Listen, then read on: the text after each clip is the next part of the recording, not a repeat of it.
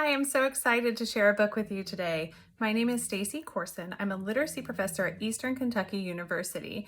Eastern Kentucky University is just south of Lexington, Kentucky, and we actually share a famous person with the state of North Carolina in that Daniel Boone, after he left North Carolina and came through Tennessee, he settled right here, probably about 2 miles from my house, and built a fort at the time that's called Fort Boonesborough. So the story that I'm going to share with you today is The Arabic Quilt, an immigrant story by Aya Khalil. I hope you enjoy. The Arabic Quilt, an immigrant story, written by Aya Khalil and illustrated by Annette Samir-Dejan. Kanzi, Habibti, you're going to be late to the first day of school, Mama calls. I'm coming, Mama. Kanzi stuffs her notebook into her backpack and quickly but carefully folds her quilt, the special one Tita made in Egypt. Breakfast is delicious. Egyptian fava beans, homemade French toast, and watermelon with feta cheese and mint. Zachariah has watermelon juice dripping down his chin. He looks happy. I packed your favorite lunch for you, a kofta sandwich, Baba exclaims. Shukran, Baba, Kanzi says, but secretly she wishes her Baba would pack her a peanut butter and jelly sandwich instead. Her family has just moved to this town, and she doesn't know anyone. She doesn't want to be different. In the car, Mama sings along with the songs on the Arabic radio channel. When they pull up to the school, Kanzi turns down the radio volume. Mama gives her a confused look. Good luck today, Mama says. Bahabek. I love you too, Kanzi responds. In class, Mrs. Hagen asks all the students to share 3 facts about themselves. When it is Kanzi's turn, she says bravely, I am Egyptian American, I love to swim, I love to write poetry. Then she sits, looking down at her desk. At lunchtime, Kanzi is surprised when Mama walks through the door. Habibti, you forgot your lunchbox. Habibti? Like the Hobbit? Isn't your name Kanzi? Molly snickers. Her classmates laugh with her as they walk to the cafeteria. Mrs. Hagen sees tears rolling down Kanzi's cheeks. What's wrong? She asks. Molly made fun of what my mama said, Kanzi replies. Oh, Kanzi, being bilingual is beautiful, says Mrs. Hagen. Don't let anyone make you feel ashamed. You are special. That night, as Mama puts leftover sherbet odds in Kanzi's lunchbox, Kanzi gently pats Mama's back. Can you please pack me a turkey sandwich instead? Before bed, Kanzi writes a poem as she hugs her quilt, which smells like Tita's home. The next day, Molly says, Mrs. Hagen said I hurt your feelings. I'm sorry I laughed at your mom's language. It sounded funny. It may sound funny to you, but that is only because you don't speak Arabic, Kanzi says. She feels a lump forming in her throat. My parents say that learning different languages makes a person smarter and kinder, she blurts out. Okay, whatever, Molly says, skipping away. Mrs. Hagen calls Kanzi to her desk after lunch. I found this notebook on the floor, and it was open to a lovely poem, she says. I was describing my Tita's quilt, Kanzi says. When I visited her in Egypt, she gave it to me. My Tita only speaks Arabic. Mrs. Hagen smiles. That is special. I would love to see your quilt. Can I bring it to school? Kanzi asks. Sure, bring it tomorrow, Mrs. Hagen says. The next day, Kanzi unfolds her quilt in front of the class. Her heart is pounding. This is my quilt that my Tita in Egypt made, she says. That's cool. I want to make a quilt like that, Deshawn says.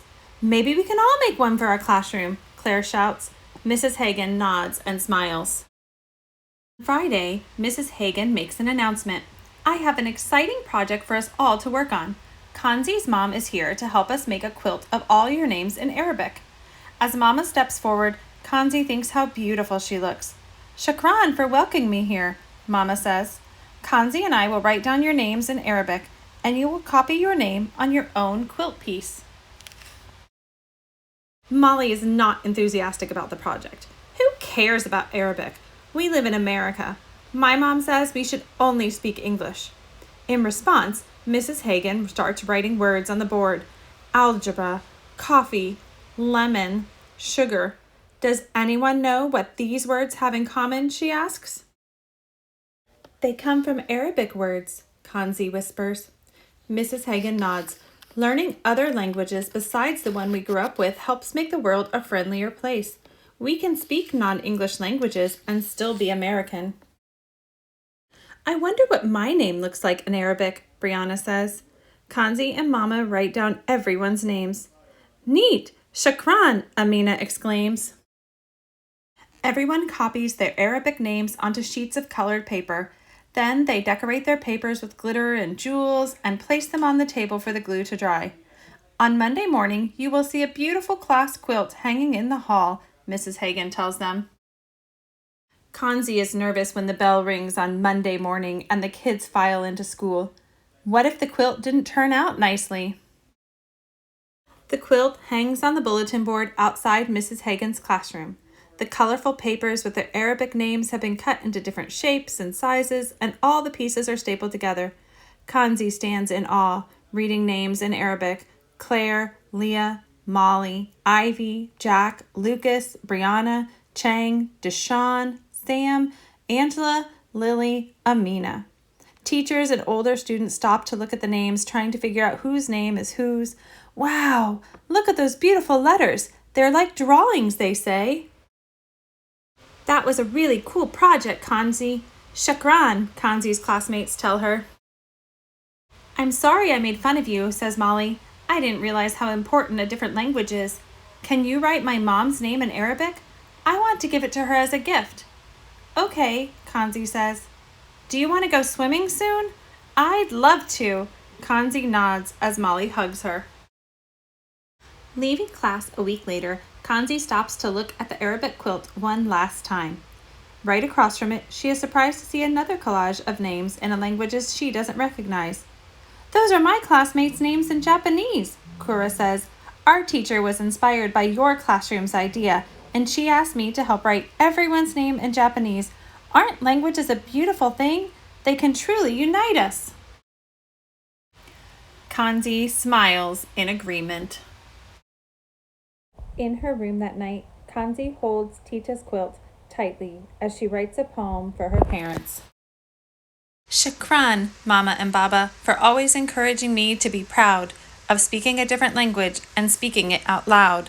Languages can unite us together like a quilt, so I will always speak my languages without guilt. I will never be ashamed to speak in this language that is so unique. Bahabek, Mama, Bahabek, Baba. Wasn't that a great story about the power of languages? And then here at the end, the author has provided us a glossary of Arabic words. So we have Habibti, Tita, Shukran, Bahabek, Bahabak, Mama, Baba, Sherbet Odds, and Kofta. I hope you enjoyed my story of the Arabic quilt. And finally, at the very end of the book, the author provides us a little bit about her and the illustrator, which are always important points to read.